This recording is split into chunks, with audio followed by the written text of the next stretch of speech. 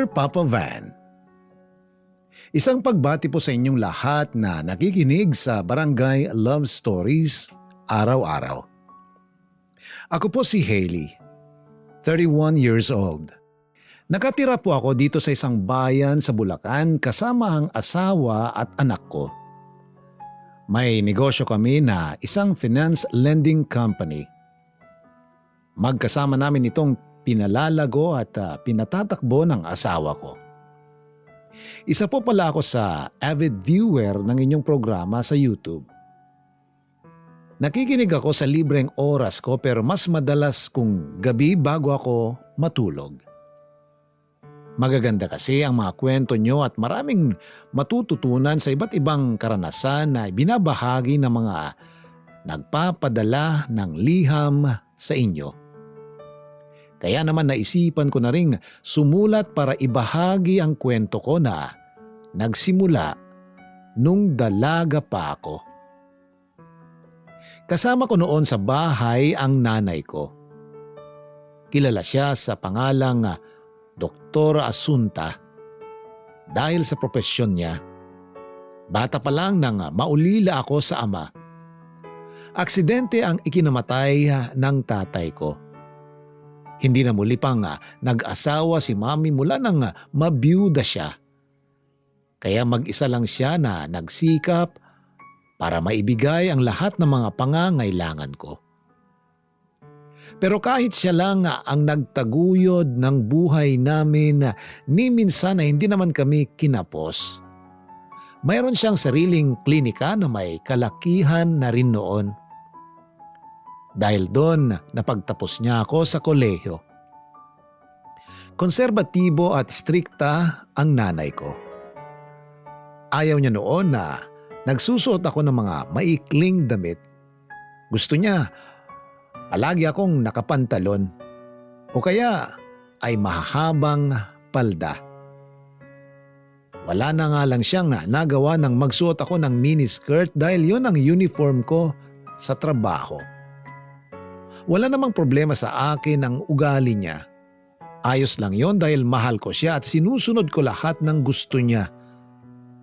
Pero may isang bagay akong inilihim noon sa nanay ko, Papa Van.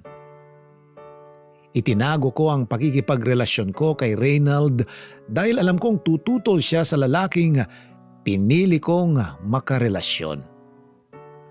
Papa Van, mas matanda ng 2 taon sa akin si Reynald.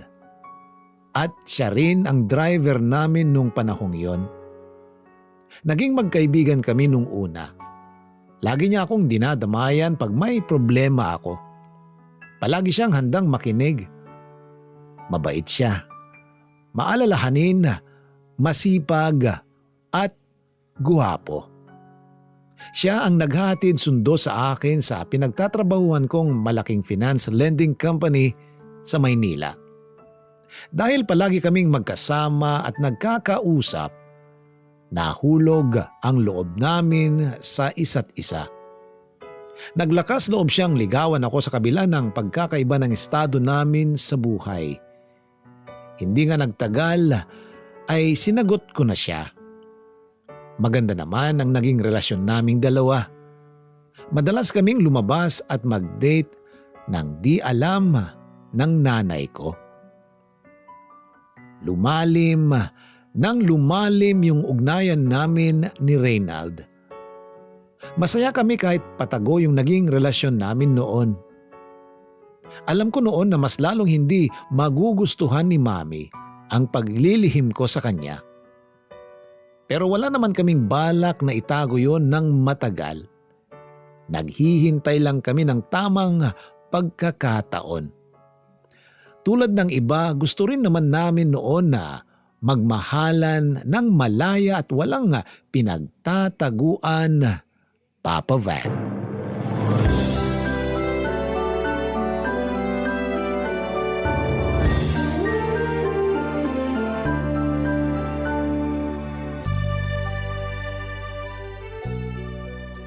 Mahal, magtatatlong oras na tayo dito sa hotel. Hindi pa ba tayo magcha-check out? Wag muna. Nagmamadali ka ba? Hindi naman. Kung ganon, Pwede bang humirit kahit isang oras pa? Okay lang. Pero anong oras mo ba susunduin ng mami ngayon? Tumawag sa akin kanina, may pupuntahan daw siya. Tatawagan na lang daw ako. Okay.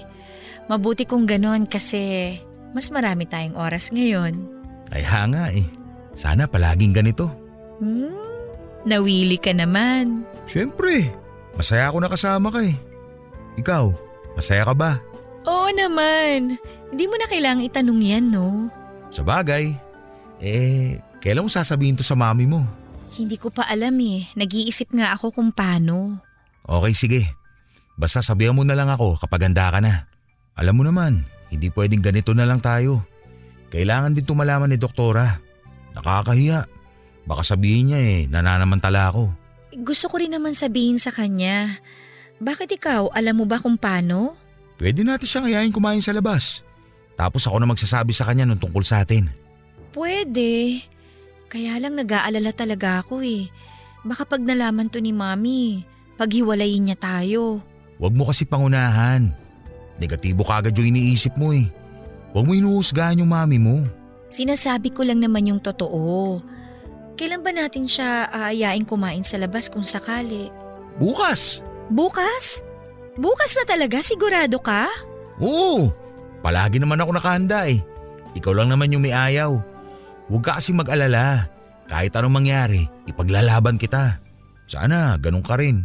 Oo naman, mahal kita eh. Kaya ipaglalaban din kita.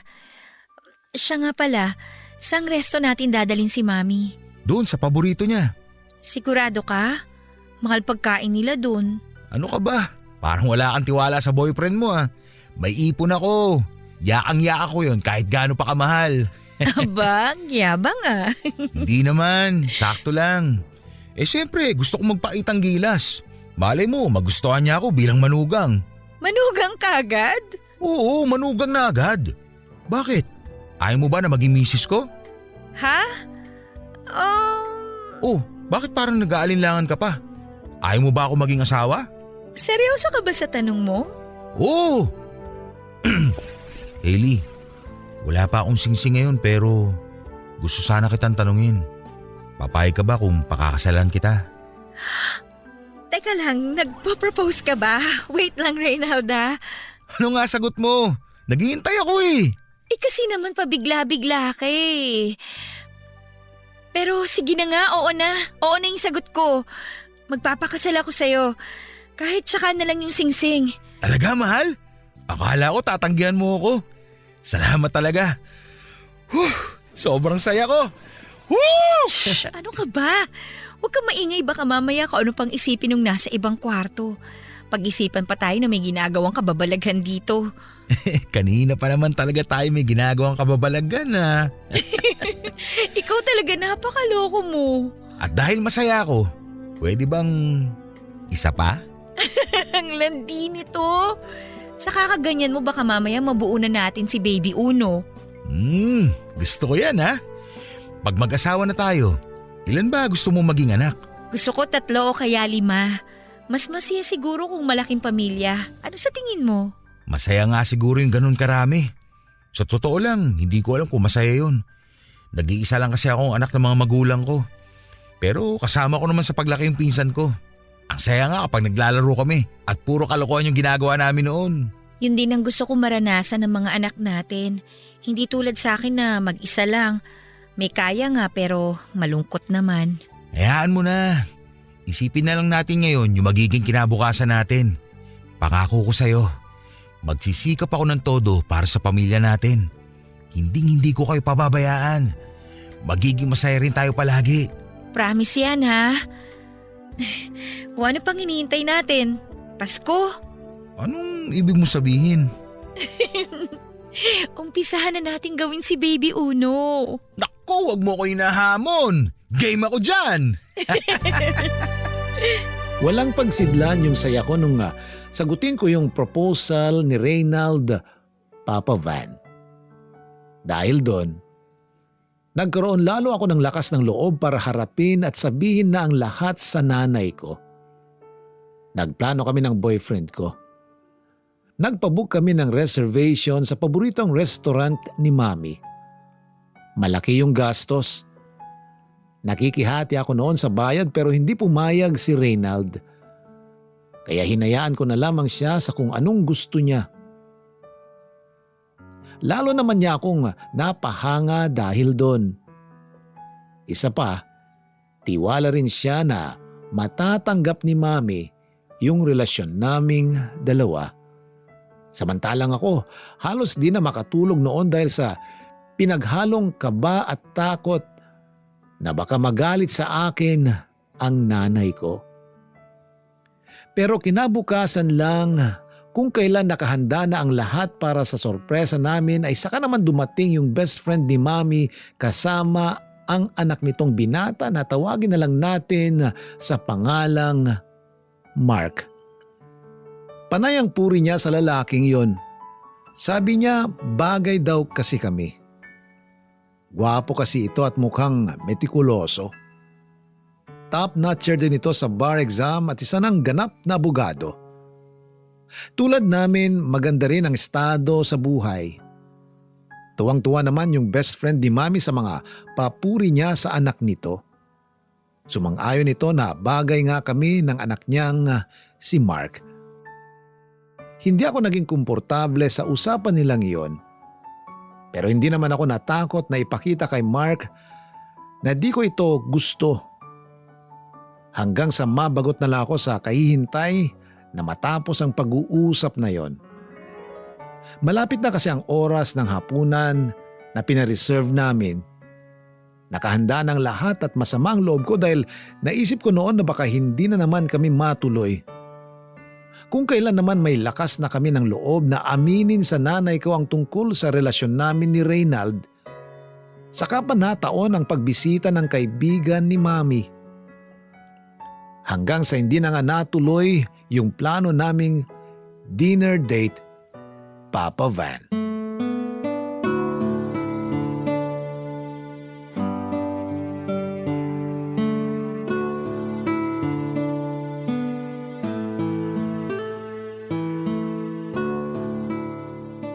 Bakit ganyan ang itsura mo? Galit ka ba? Sino bang hindi magagalit? Halos ibenta ka na ng nanay mo doon sa anak ng best friend niya. Nagsiselos ka ba? Ako? Nagsiselos? Hindi. Ano ka ba? Bakit ako magsiselos? Sino ba naman ako para magselos? Driver nyo lang naman ako. Nagsiselos ka nga.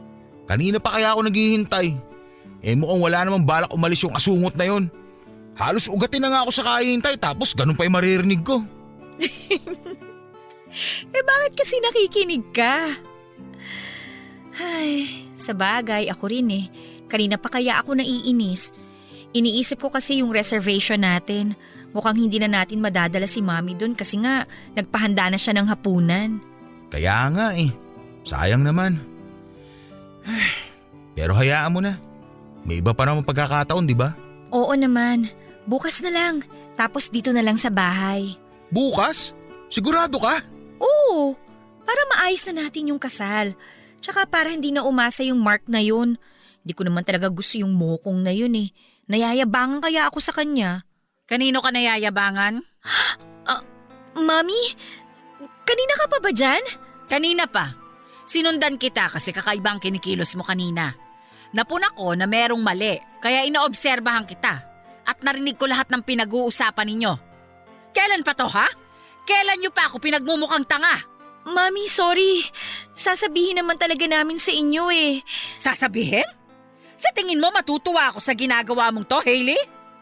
Natatakot po kasi ako. Ano bang ikinatatakot mo? Baka hindi niyo po magustuhan si Reynald at saka… Tama! Hindi ko talaga siya magugustuhan para sa'yo. Hindi ka ba marunong pumili ng lalaki? Mami, mahal ko po siya. Mahal? Inuuto ka lang ng lalaking yan. Tapos naniwala ka naman. Ma'am, mawalang galang na po Pero mahal ko po ang anak nyo. Bastos! Hindi kita kinakausap, kaya huwag kang sumasagot! Ang kapal ng mukha mo? Driver ka lang naman dito? Ha! Pasalamat kayo at may bisita ako sa loob kaya nakakapagtimpi pa ako sa inyong dalawa. Mami, huwag naman ho kayong ganyan. Bigyan niyo naman kami ng pagkakataon. Hindi! Binigay ko na sa'yo lahat! Kinalimutan ko yung sarili ko. Nagpakasubsob ako sa trabaho para maibigay sa'yo yung buhay na meron ka ngayon. Tapos ano? Ganito lang pala yung gusto mo? Kung sa driver ka lang di naman pala mapupunta, di ka na sana nagtapos ng pag-aaral. Ma'am, hindi po ako mapera tulad nyo. Pero kaya ko rin naman po magsikap para maipagpatuloy yung buhay na ibinigay nyo sa kanya. Aba, hindi ka lang pala walang hiya. Hambog ka rin. Saan mo kukunin yung ipambubuhay mo sa anak ko? Sa pagiging driver? Marangal po yung trabaho ko. Hindi lang kalakihan yung kinikita ko. Pero alam ko po na sa konting sipag at tiyaga, magiging maayos naman yung buhay namin ng anak nyo. Magaling ka pala talagang mambola. Kaya pala nabilog mo yung ulo ng anak ko. Traidor ka? Ipinagkatiwala ko sa yung anak ko, tapos malalaman ko na may relasyon na kayo? Ang kapal ng mukha mo! Pasensya na po kayo, ma'am. Wala po ako masamang intensyon sa anak nyo. Mahal na mahal ko po siya. Saka kung di man po namin nasabi kagad yun sa inyo, hindi naman po ibig sabihin binabaliwala na po namin kayo. Mami, ako yung may kasalanan. Noon pa naman niya sinasabi na gusto niyang ipaalam sa inyo kung ano yung meron kami. Ako lang naman yung pumipigil sa kanya eh. Alam ko kasi na ganito yung magiging reaksyon niyo. Hailey, sabihin mo nga sa akin, naging masama ba akong ina sa'yo? Hindi po. Kung hindi, ba't pinag-iisipan mo ako ng masama? Totoo naman na hindi ko talaga siya matatanggap. Pero hindi pa rin tama na maglihim ka sa akin. Nanay mo ko. Patawarin niyo na po kami, Mami. Hindi. Hihiwalayan mong lalaking yan. Pera lang ang habol niyan sa'yo. Sobra na ho yung pang-iinsulto nyo sa akin. Hindi ko kailangan ng pera nyo. Mahirap lang po ako, pero hindi po ako mukhang pera. Pwes, patunayan mo. Umalis ka ngayon din. At huwag kang magpapakita rito. Mahal ko po siya at sana maintindihan niyo ako. Nagmahal din po kayo. At alam niyo kung ano yung pakiramdam ng mawalan. Ayoko maranasan yun. Kaya sorry, Mami. Mahal, sasama ako sa'yo. Wag! Wag! Wag kang umalis! Mami! Doktora! Mami! Mami, ano nangyayari? Mami! Aalis na sana kami noon, Papa Van. Buo na yung loob ko na sumama kay Reynald. Pero biglang nawalan ng malay ang nanay ko. Agad namin siyang itinakbo sa ospital. Tumaas daw yung blood pressure niya at kinailangang obserbahan para masiguro na maayos ang kalagayan niya. Nung gabing yon, panay ang sisi ko sa sarili ko dahil sa nangyari. Kung di sana ako naglihim sa kanya, baka mas maayos namin siyang nakausap at di na yon nangyari pa. Hindi nawala sa isip ko si Reynald nung gabing yon. Hindi na kasi kami nakapag-usap matapos dalhin si Mami sa ospital. Akala ko ay nandun lang siya sa parking area at naghihintay pero yun na pala yung huli naming pagkikita. Umalis siya noon nang hindi man lang kami nakapag-usap kahit sandali lang. Hindi siya nagpaalam at bigla na lang niya akong iniwan. Nasaktan ako ng sobra nung nalaman ko yun. Marami akong tanong na hindi na nabigyan pa ng kasagutan. At ang mas masakit pa noon, akala ko ay handa niya akong ipaglaban hanggang sa huli. Pero niloko niya lang ako at pinaasa. Simula nang umuwi kami ni Mami galing ospital ay naging matamlay ako at nawalan na ng gana sa buhay. Napakalungkot pala at napakasakit na mabigo sa pag-ibig. Halos hindi na ako makakain sa tamang oras noon dahil sa kawalan ng gana. Hindi na rin ako masyadong nakakalabas ng kwarto ko. Hindi na rin ako nakapasok sa trabaho dahil sa pagmumukmok. Malaki ang naging pagbabago sa ikot ng buhay ko magmula nung maghiwalay kami ni Reynald. At aminado ako na nahirapan akong makamove on sa kanya. Bagamat sinikap ni Mami na maayos namin ang relasyon naming mag-ina ay hindi na kami nakabalik pa sa dati. Hindi siya tumigil sa paglalambing sa akin. Palagi siyang nasa kwarto ko kapag umuwi siya galing sa trabaho. Kung ano-ano ang binibigay niyang regalo. Pero lahat ng yun ay binaliwala ko. Inalok pa niya ako na magnegosyo na lang para maging abala pero hindi ko yun tinanggap. Lalong lumayo ang loob ko sa kanya. Pero pinanindigan pa rin niya na dapat ko nang layuan si Reynald. Hindi raw kami ang para sa isa't isa. Kailangan ko na raw tanggapin na walang kwenta yung naging boyfriend ko at lagi niyang ipinamukha na iniwan ako sa ere ng lalaking akala ko ay minahal ako, Papa Van. Papa Van, halos 1 buwan na rin noon mula nang umalis si Reynald. Masakit pa rin isipin yung ginawa niya sa akin. Hindi na talaga siya nagpakita o nagparamdam man lang. Nawala na lang siya na parang bula. Unti-unti akong nagtanim ng galit sa kanya nung panahong yon. Kinamuhian ko siya ng sobra. Sinubukan kong kalimutan siya hanggang sa may mapansin ako na pagbabago sa katawan ko. Bukod sa delayed ako ng 2 buwan, napadalas na rin ang mood swings ko noon. Madalas na rin akong natatakam sa mga maaasim na prutas at kung ano-ano pang pagkain. Dahil ilang beses na rin may nangyari sa amin ni Reynald, minabuti ko nang gumamit ng pregnancy test kit. At di nga ako nagkamali ng hinala nang makita ko ang resulta. Buntis nga ako. Halo-halo ang emosyong naramdaman ko sa mga sandaling yun. Parang ang sakit isipin na walang kikalalaning ama ang anak ko sa paglaki niya. Umiyak ako ng umiyak noon. Mabuti na lang at palaging nakaalalay sa akin ang yaya ko.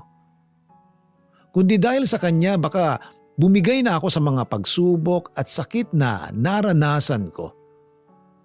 Si Yaya ang palaging nakikinig sa lahat ng reklamo ko sa buhay simula nung bata pa ako. Siya ang nagpalaki sa akin at itinuring ko na ring pangalawang ina. Mabait siya at maunawain na kabaliktaran naman ng nanay ko. Parang nagkaroon ako ng kakampi sa katauhan niya. Sa 2 pagkakataon ay naglihim ako kay Mami. Itinago ko sa kanya ang totoong kalagayan ko. Inisip ko kasi na hindi niya rin naman ako maiintindihan. Hindi ko na siya magawang pagkatiwalaan mula nung tinanggihan niya at ininsulto ang relasyon namin ni Reynald. Kaya tuwing nagpapatingin ako noon sa doktor para sa prenatal check-up ko, ay si Yaya lang ang sinasama ko. Siya lang ang pinagkatiwalaan ko at wala nang iba, Papa Van.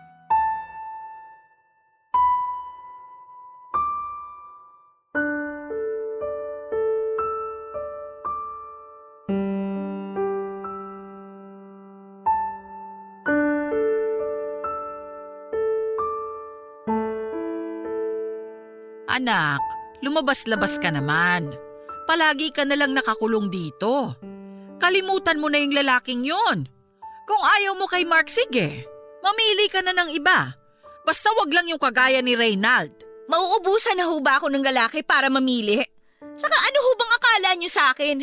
Isang manika na pwede nyong diktahan o ipare sa kung sino magustuhan ninyo? Mami, tao rin ako. Nasasaktan ako tuwing ginagawa nyo yun sa akin. Hindi naman kita dinidiktahan. Ang sa akin lang naman, mag-move on ka na. Huwag mong panghinayangan yung katulad ni Reynald na isa lang namang hamak na driver. Yan na naman kayo eh. Marangal siyang tao at marunong lumaban ng patas. Naiintindihan niyo po ba yun? Pero nasan siya ngayon? Hindi ba iniwang ka? Dahil sa inyo! Ay, intindihin mo rin naman ako.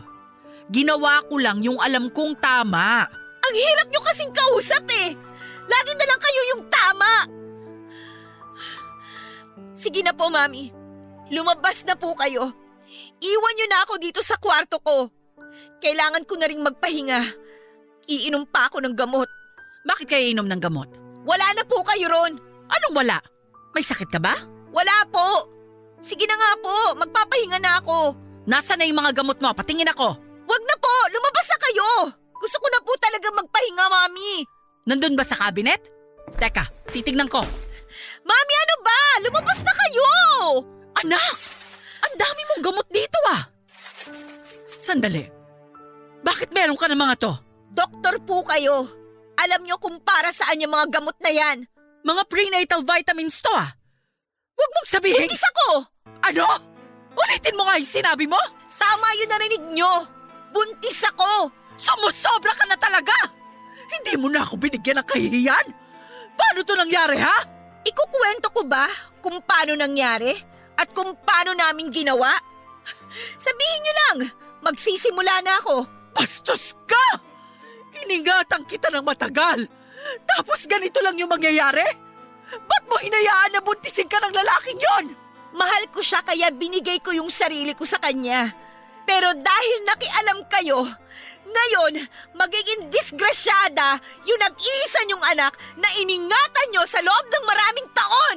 Prinotektahan lang kita! Tapos ngayon, ako pa yung mali! Totoo naman po, di ba? Yung pagprotekta niyo sa akin, wala na sa lugar yun eh. Buti sana kung teenager pa ako, Mami eh. Pero naman, 27 na ako. Ako na yung dapat na nagdedesisyon para sa sarili ko. Gano'n na ba talaga kalaki yung pagkukulang ko para magkaganyan ka? Alam niyo ho ang sagot dyan sa mga tanong niyo. Sinayang mo lahat! O ngayon, anong plano mo ha? Magiging disgrasyada na lang? Hahanapin ko po si Reynald. Sino namang may sabi sa'yong papayagan kita? Hindi ka pa rin papayag? Kung gusto niyo may managot sa pagbubuntis ko, hayaan niyo ako na sumama kay Reynald. Hindi pwede! Bakit, Mami? Kayo na naman ba yung dapat na masusunod? Hindi mo naman siguro gugustuhin kung ipapalaglag natin ang dinadala mo, di ba? Nahihibang na ba kayo? Ikaw yung nahihibang! Masyado nang nilaso ng driver na yun ang isipan mo! Anong klase kang ina? Nagliligtas ka ng buhay ng iba, tapos papatayin mo yung sarili mong apo? Alam nyo, sana pinabayaan na lang kita nung may nangyari sa inyo. Sana sumama na lang ako kay Reynald. Ano sinabi mo? Iiwan mo ako para sa lalaking yon?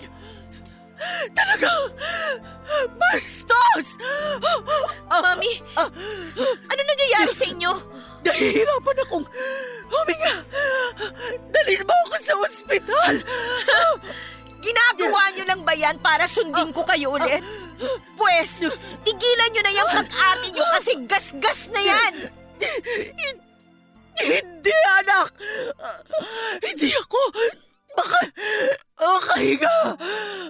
Papa Van, sobrang sama ng loob ko noon sa nanay ko. Hindi ako makapaniwala sa lahat ng mga sinabi niya. Magagawa pala niyang isipin na ipahamak ang anak ko para lang sa mga baluktot niyang katwiran.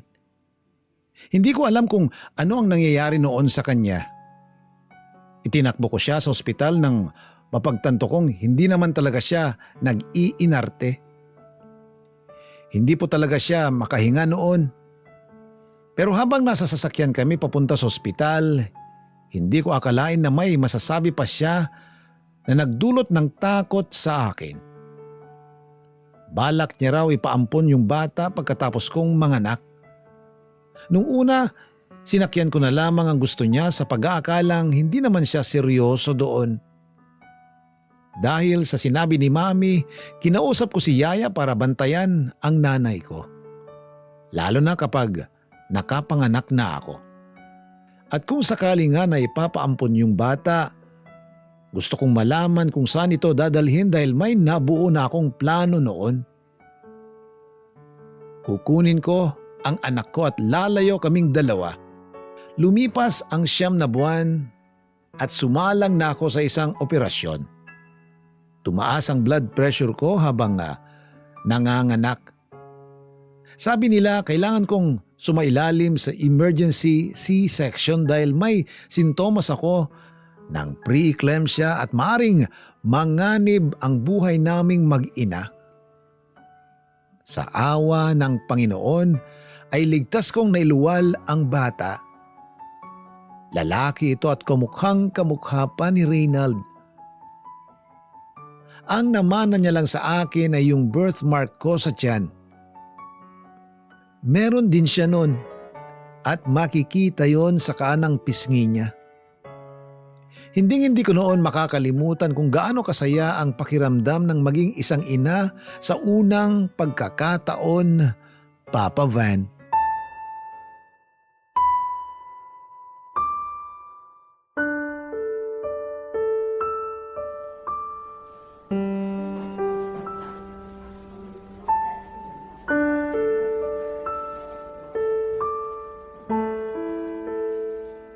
Mami? Mami, gising! Anak, gising ka na pala. Kumusta ka na? Yung baby ko, nasan siya? Saka na natin yan pag-usapan. Magpahinga ka na muna, anak. Tinuloy niyo pa rin ba yung plano niyo? Akala ko ba tapos na tayo sa usapang to? Pumayag ka naman, di ba?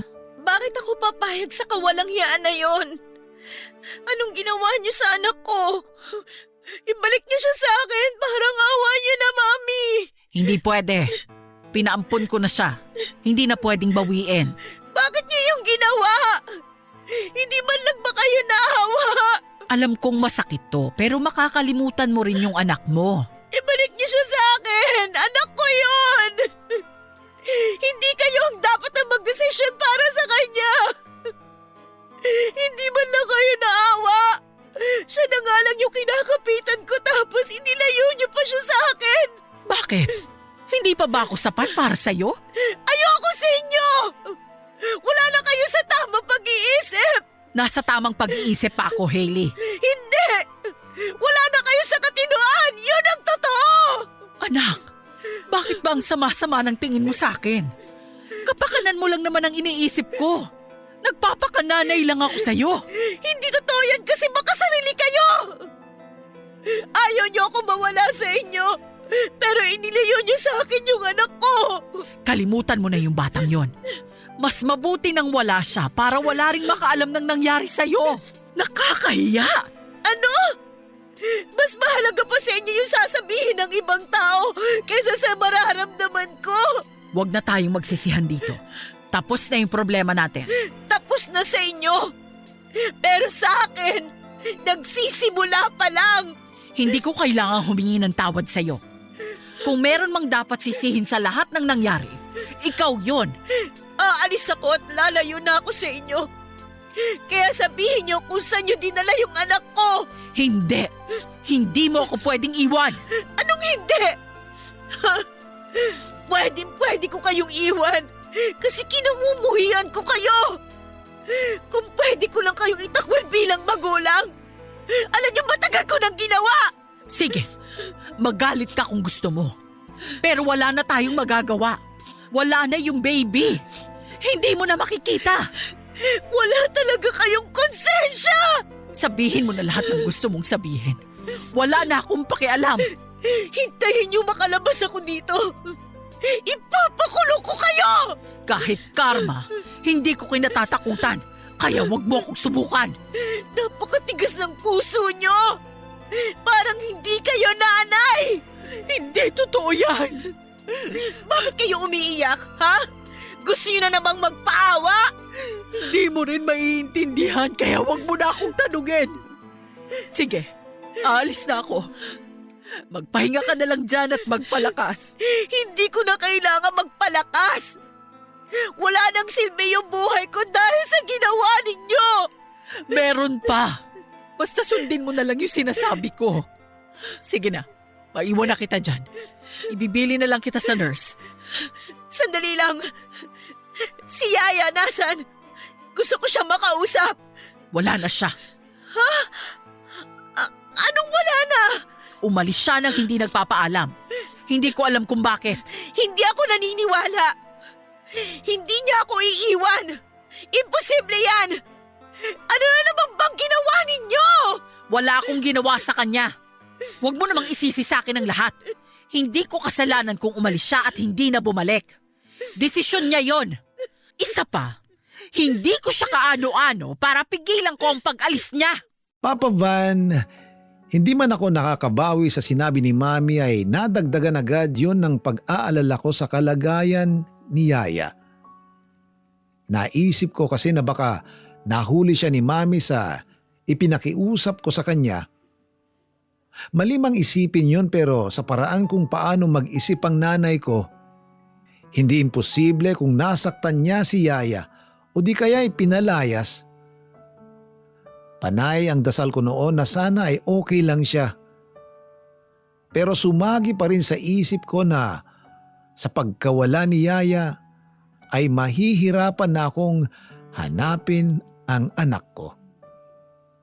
Dahil sa nangyaring yun ay nagdesisyon akong lumayo.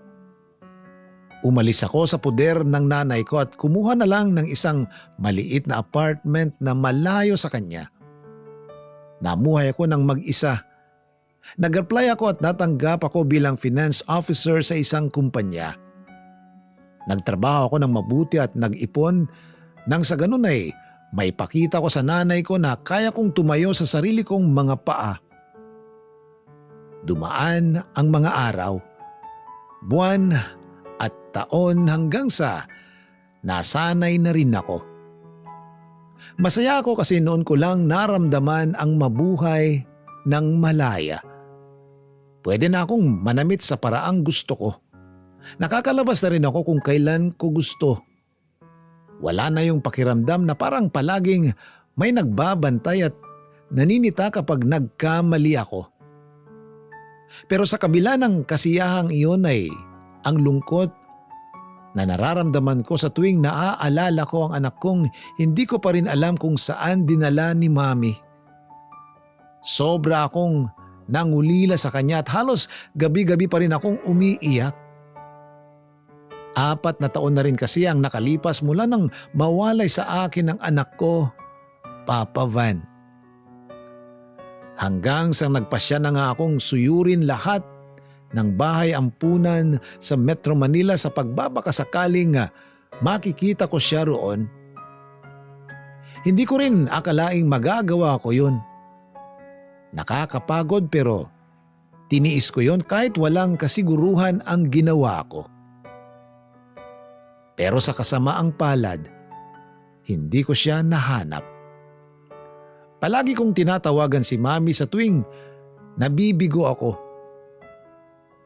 Pinapaamin ko siya kung saan niya dinala ang anak ko pero nanatiling tikom ang bibig niya, Papa Van. Napuntahan ko na lahat ng mga ampunan sa Metro Manila, Papa Van. Pero hindi pa rin ako sumuko. Naisip kong maghanap sa mga probinsya na malapit lang sa Metro Manila. Kaya naman napadpad ako noon sa Bulacan. Habang nasa biyahe ako noon ay panay ang dasal ko na sana'y ibigay na sa akin yung hiling ko. Kahit alam kong di naman ako sigurado kung dinala nga ba ang anak ko sa ampunan o hindi. Isang ampunan ang gusto kong bisitahin at bigyan na rin ng konting donasyon. May mga bitbit ako noong mga regalo at pagkain para sa mga bata. Ewan ko ba, Papa Van? Pero meron akong strange feeling na habang papunta sa ampunan na yon, naisipan ko pa noong dumaan sa simbahan, sa parokya ni San Agustin. Parang may kung anong humaplos sa puso ko nang makita ko yung mga batang naglalaro sa labas. Nawala ako sa sarili ng mga sandaling yon. Ini-imagine ko na kasi na isa sa mga batang naglalaro ang anak ko. Ang dahilan ng kakaibang pakiramdam ko noon ay nasagot ng muntik na akong makasagasa. Sa kabila ng kabang nararamdaman ko ay natuon ang atensyon ko sa isang pamilyar na lalaki at sa batang kalong nito. Pero ang mas nagpalakas ng kabog ng dibdib ko noon ay nung makilala ko ang lalaking yun, Papa Van.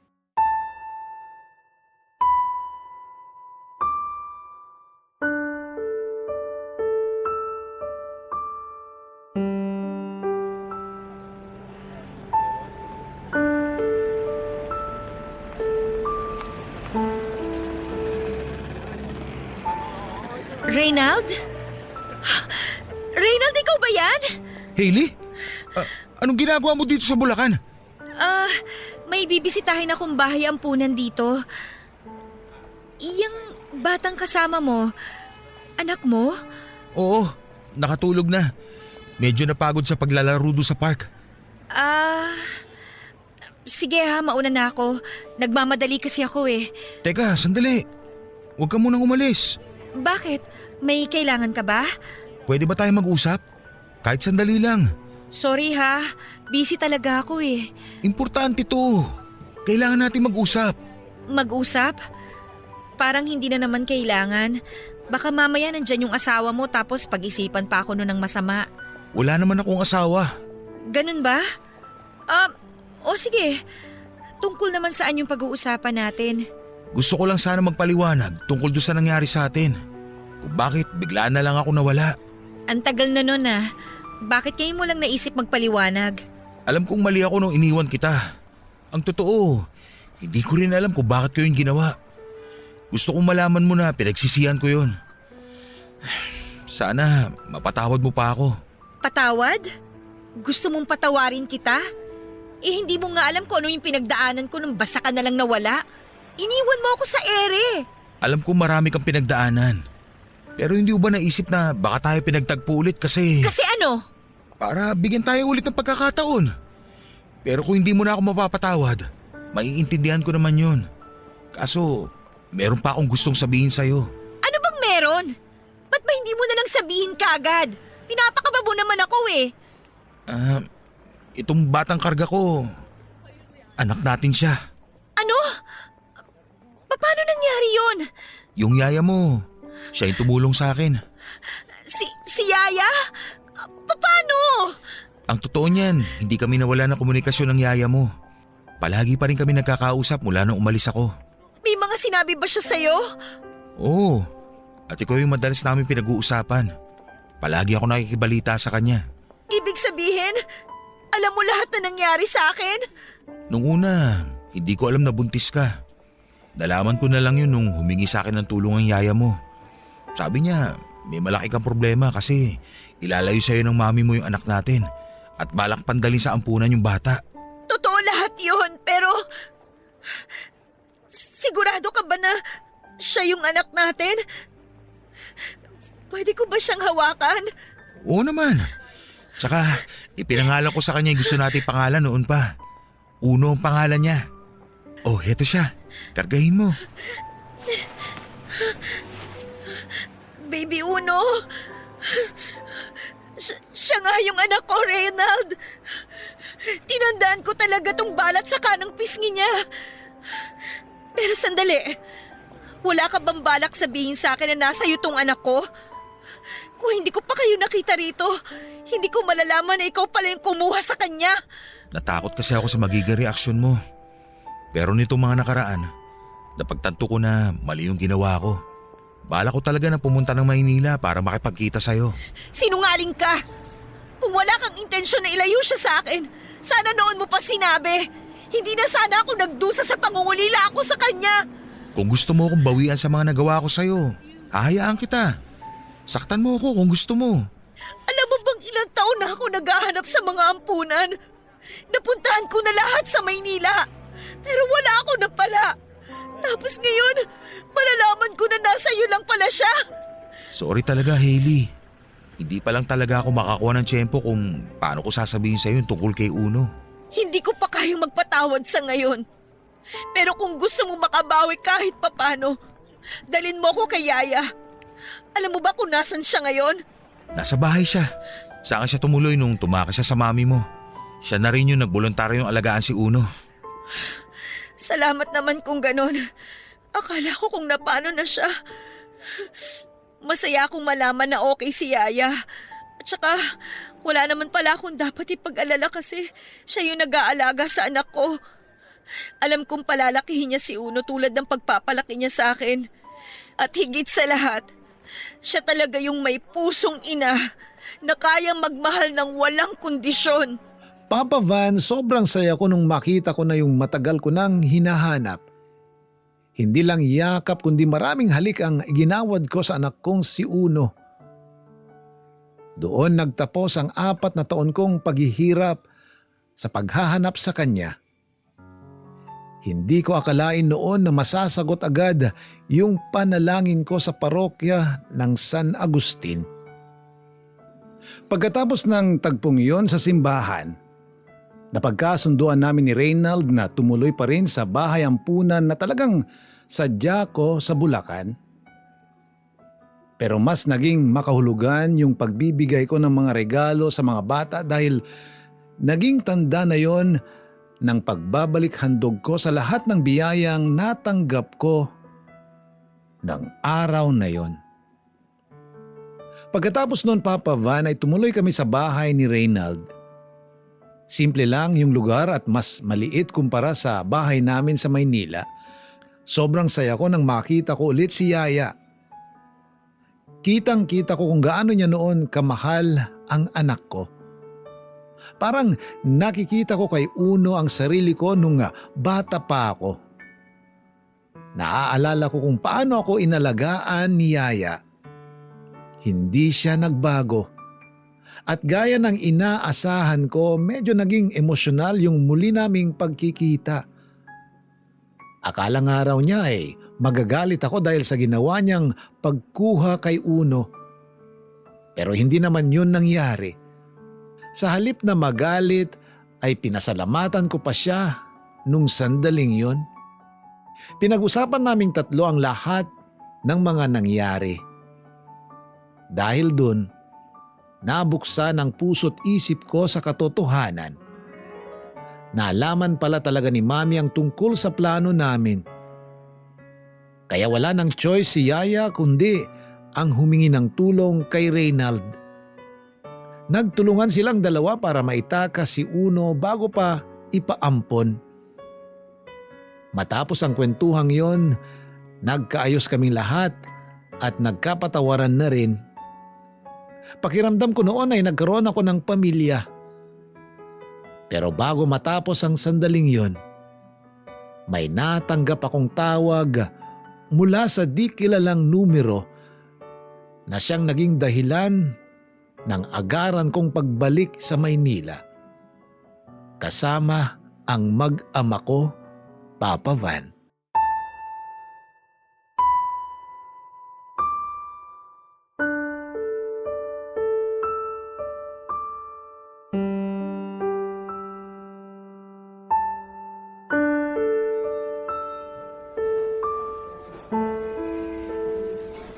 Mami, ano nangyari sa inyo? Bakit nandito kayo sa ospital? Anak, wala to. May konting problema lang sa kalusugan ko. Okay lang ako. Hindi ka naman mukhang okay eh. Ang putla niyo oh. Ano po ba talaga nangyari? Magsabi naman kayo ng totoo sa akin. Ang totoo, anak. May cancer ako sa atay. Stage 4 na raw. Pasensya na kung hindi ko ipinaalam sa'yo. Mami, kailan niyo pa nalaman na may cancer kayo? Matagal na, anak. Pero hindi ko lang binabanggit sa'yo kasi alam kong marami ka pang iniisip. Doktor kayo, di ba? Alam niyo kung anong pwede mangyari pag nagpabaya kayo. Marami kasi akong ginagawa kaya binaliwala ko na lang. Pero wala eh. Dito pa rin talaga sa ospital ang bagsak ko. Ano pong sabi ng doktor? May pag-asa pa daw po ba kayong gumaling? Wala na akong pag-asa, anak. Mamamatay na ako. Karma ko na yata ito. Mami naman eh, nag-iisip pa kayo ng ganyan. Totoo yun, anak. Marami na akong nasaktan at nagawang mali. Kaya ito yung kapalit ng lahat ng yon. Marami akong kasalanan. Lalo na sa'yo. Kaya nga, nagpapasalamat ako na dumating ka. Kahit na alam kong may sama ka pa rin ang loob sa akin. Pwede ba naman po na hindi ako dumating? Nung tinawagan ako ng ospital at pinaalam sa akin yung nangyari sa inyo, pumunta po ako kaagad. Salamat.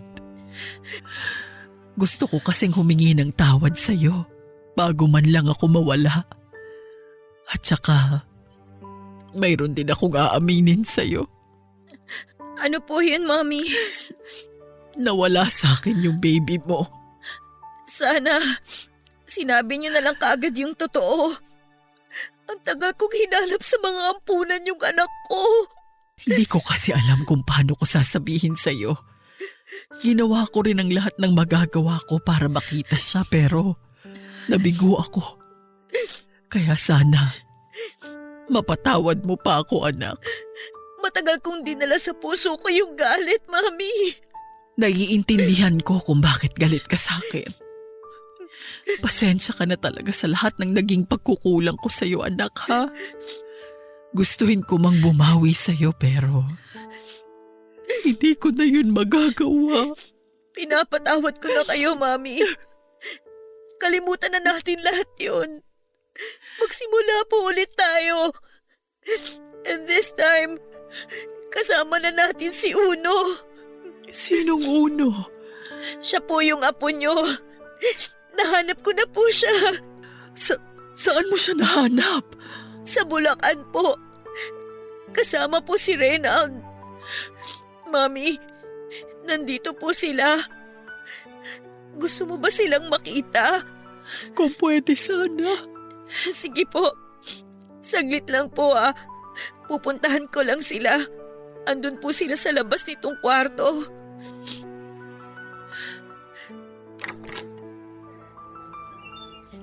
Pasok na kayo. Doktora, kamusta na po kayo? Reyna. Oh, wag na po kayong umiyak. Alam kong iniisip niyo pa rin yung nangyari noon pero maniwala man po kayo o hindi, matagal ko na po kayo napatawad. Salamat. Huwag niyo na pong isipin yun. Ang importante po, nagkaayos na tayong lahat. Pwede na po tayo magsimula ulit. Salamat, Tiyo. Ikaw na ang bahala sa anak.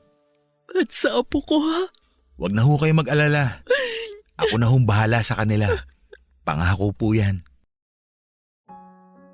Papa Van, ilang araw lang matapos naming magkapatawaran ay tuluyan ng binawian ng buhay si Mami. Masakit ang pangyayaring yon sa buhay ko. Siguro nga marami siyang naging kasalanan sa akin pero hindi naman noon napawi ang pagmamahal ko sa kanya. Marami pa rin akong dapat ipagpasalamat at isa na ron yung pag-alaga niya at pagmamahal sa akin bago pa kami magkasira. Iba naman ang pinakita niyang paraan ng pagmamahal. Alam ko sa sarili ko na ako yung pinakamahalagang yaman na kanyang ingatan. Kaya bilang ganti ay ginawa ko ng mahusay yung responsibilidad ko bilang anak kahit sa huling pagkakataon na lamang. Binigyan ko siya ng maayos na lamay at disenteng libing. Malungkot. Pero sa kabilang banda, nagpasalamat pa rin ako dahil nagkaroon pa kami ng konting oras para magkaayos. Bagamat si Mami yung dahilan kung bakit kami naghiwalay ng taong mahal ko, siya rin yung nakapag-ayos sa aming dalawa. Sa ngayon, Papa Van, ay kasal na kami ni Reynald. Doon kami kinasal sa simbahan ng San Agustin. Mayroon na rin kaming sariling negosyo. Bagamat may kalakihan yung pera at ari-arian na iniwan ng nanay ko. Kumuha lamang kami ng sapat para makapagsimula ng bagong buhay. Nakapagpatayo na rin kami ng bago at mas maayos na bahay sa Bulacan. Isinama namin doon ang yaya ko. Hindi para maging isang kasambahay, kundi para maging pamilya na rin namin at kikilalaning lola ni Uno. Hanggang dito na lang po ang aking kwento. Gusto ko rin pong pasalamatan ang Barangay Love Stories at ang Barangay LS sa pagbabahagi nito at pagbibigay ng pagkakataon na mapakinggan ang kwento ng aking pag-ibig, buhay at pag-asa sa programang matagal ko nang sinusubaybayan. Maraming salamat po Papa Van. Ang inyong forever kapuso at kabarangay, Hailey. Minsan lang sa mundo isinilang ang isa ako sa kabilang dako ay nilalang at kabiyak ng puso. Paglipas ng panahon, kasabay